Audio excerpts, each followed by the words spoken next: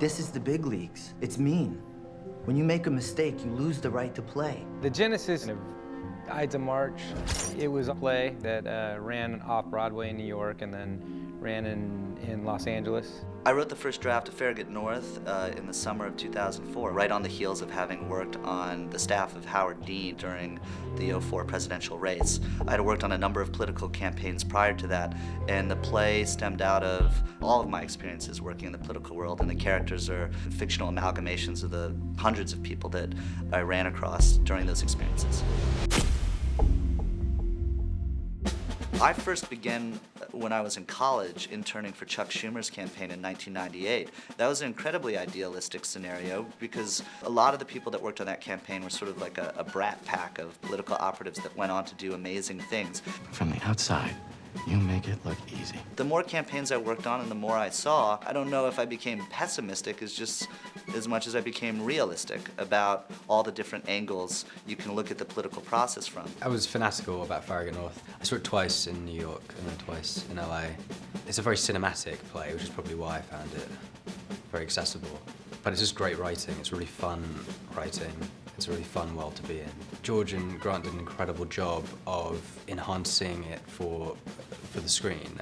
The play was given to me, and I thought there was something really interesting about it, and I gave it to George to read, and we sort of talked about it and thought that there could be a great film in that. Grant and I were working on a piece that we were going to write that was basically about a charismatic evangelical that becomes a big, big hit in the Republican Party. And then once he gets the nomination, starts saying things like Jesus wouldn't carry a gun and those kind of things, and so that it would throw things off on that side. And then when we read this play, we thought, well, this could mesh pretty well and probably better if we told it from a Democratic point of view. I just wanted you to say out loud if you believed in the teachings of the Bible. Is this a Democratic primary or a general election? And then from that, I believe they commissioned a draft from Beau Willimon, who's the playwright. And then George decided to direct this movie. And he and Grant Heslov began doing work off of my script and shaping it in terms of the movie that George wanted to direct. We needed to open the world up, and we needed to raise the stakes. You know, we really needed to push it farther. And when I found out that the film was happening, it's the hardest I've ever worked to try and be involved in something. He also handled this because in the play, the character that he plays is a much bigger part. That's true. I feel bad for him now that he hounded us so much. He did. It's a fine line between hounding and stalking. Yes, it was really a fine line, and he crossed it. So in the original, Paul Zara, who's the campaign manager for the Morris campaign and Stephen's boss, is the one that has the affair with Molly. George came up with the idea of switching that affair and having it be the candidate so that it really reverberated. Why is the governor calling you at 2:30 in the morning? The biggest change of all was adding a candidate. The candidate did not exist in the play. I mean, you never see him, he never speaks. If you're going to introduce a new character, and we had the opportunity to do this with the movie, then having Molly have the affair with the governor as opposed to Paul, now it just raises the stakes even more. Because you broke the only rule in politics.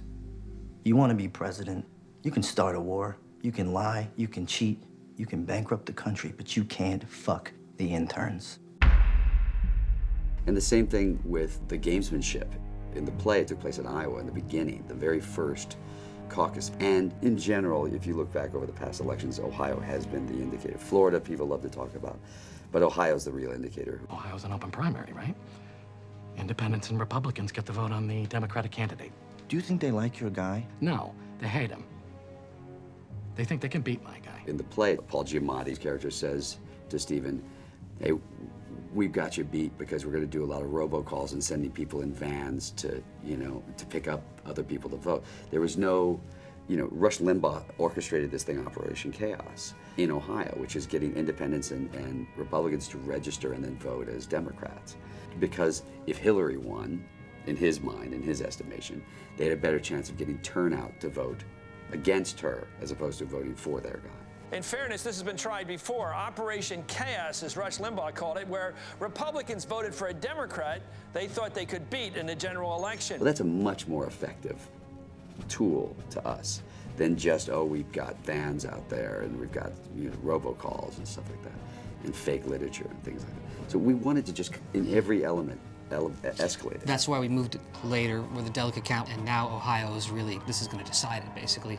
if it's played right. Take his endorsement and the race is over. Never gonna do it. So I suggest we find a way for me to win Ohio. And oftentimes, people have come up to me after the play and asked, is that true? Does that happen?